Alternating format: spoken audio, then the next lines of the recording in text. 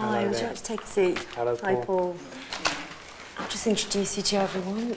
This is Derek, he's one of the panellists. Hi. This is Susan and Jackie. Hello. When you actually see the victim and the young offender together, what I have seen is some recognition from both sides that this is another person, another human being with feelings, and that there are reasons maybe behind the young offending, the actual offending behaviour, but that there was also a consequence for that, and I think that's the whole point of the panel. As you probably know, Susan's probably told you, this isn't a formal meeting. We're not the police or magistrates. We are members of the community who have had training in these panels. Anything you say here will be totally confidential. And if there is something you don't want to talk about, just say, I don't want to discuss that. Is that okay? Yep. Okay. Can everyone turn their mobiles off?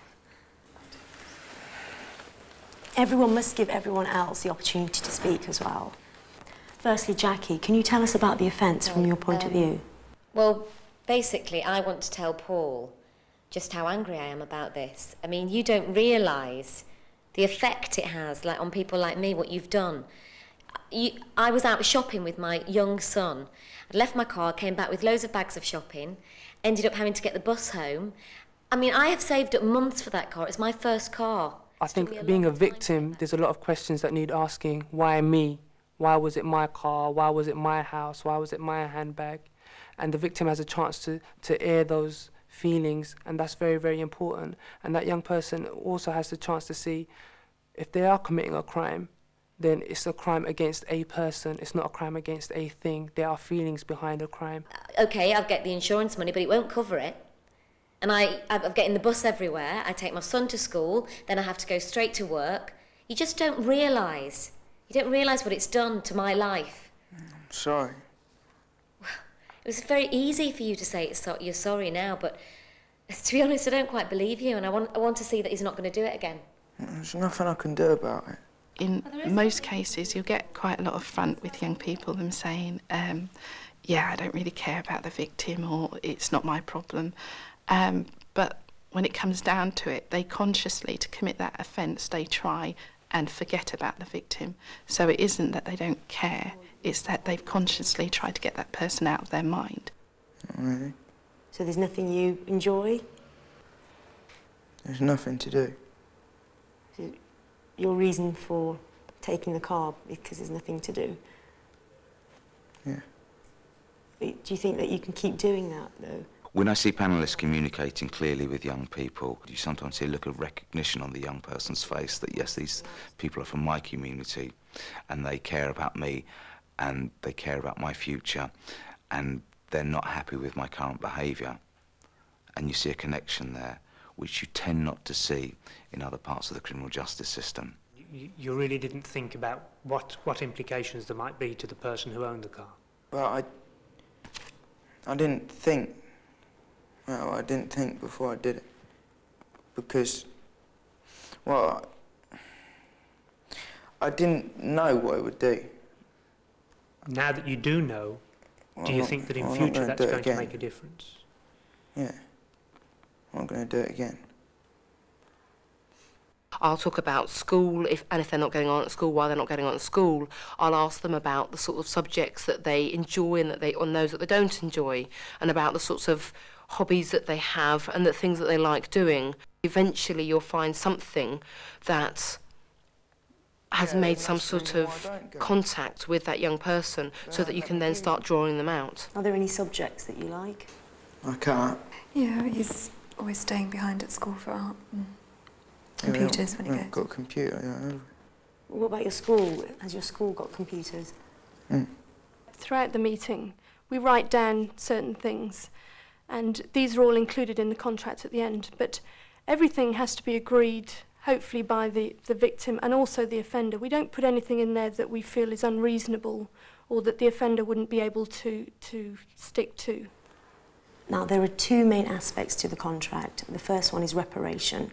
That means something that you will have to do that will have a positive effect to make up for your offence, okay? And the second part of the contract will be to try and help you with any problems or try and deal with any factors which might increase the likelihood of you reoffending.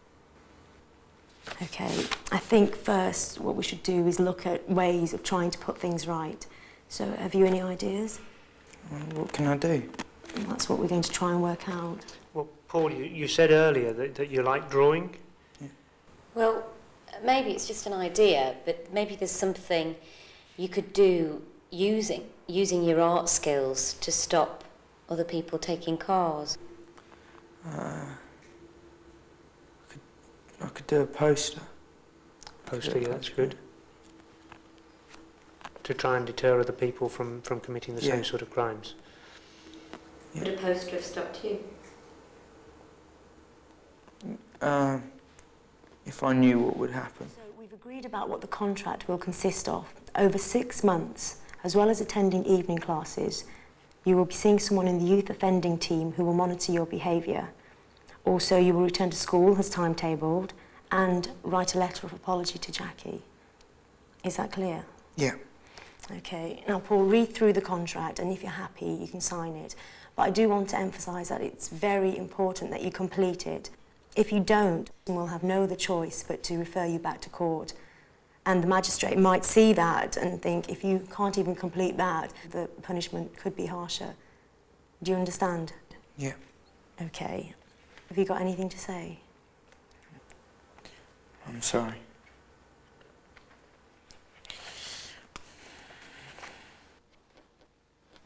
This isn't a soft option for young offenders. Young offenders meet the victims of their crimes, and that's never easy for them. They always find that difficult. I'm going to put stop. Thief. Okay, so that's good. The key aspect of youth offender panels is to help young people stop offending and to reach their potential, to move back into education, into training, into work, and to allow them to move on and put that behaviour behind them.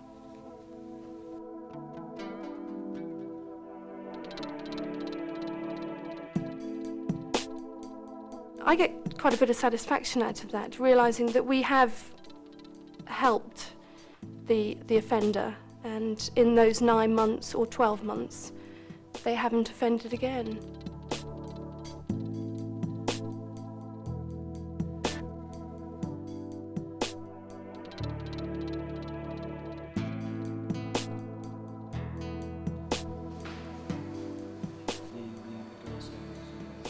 As a youth magistrate, it's very important.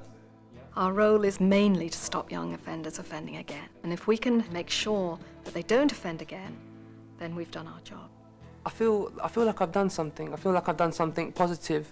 You know, I've not sort of changed the world, but hopefully I've had an influence on someone's life.